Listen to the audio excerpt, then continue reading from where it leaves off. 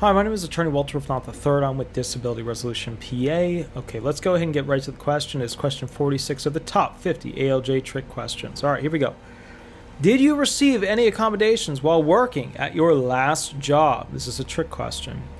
I'm just going to read what I put and then kind of go into more detail. Watch out if you didn't at your last job, but then if you did at a prior job, start having accommodations. Let me just read it.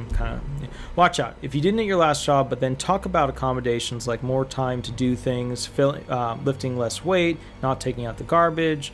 Then the judge is going to want to know why you had them at prior jobs, but not the last one you had. The idea is that you are improving and no longer severely disabled. All right, so let me go into that. Last job you had, you didn't have any accommodations. Turns out to be a little sub shop that's not a chain. Boom! You would expect for them to give you a bunch of accommodations. They didn't. Go a job back, you're working at a mega chain, they gave you accommodations. So then how did you get better? Right? You got better because you didn't need those accommodations.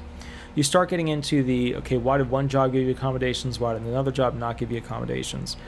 This is tricky territory because it makes some of the jobs look like they knew what your actual abilities were and some of the jobs not. And then the judge has to weigh which job had the more weight of likely of being, of requiring you to do certain things, another one not to do certain things. Now, if they're all chain jobs, right, and they didn't give you any accommodations, that's to be expected because you have to follow the little book. But if they're little shops, single owners, whatever, it's easy to call up the owner and say, hey, look, can I do this because I have a hard time with this? Then they're going to expect that you get accommodations. So that's something to watch out for. Question 46 of the top 50 trick questions. All right.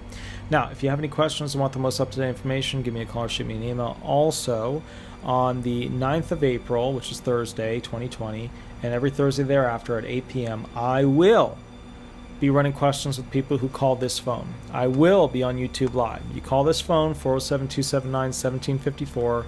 It's all over there. If you have to look up the number, it's easy to see. Call the number.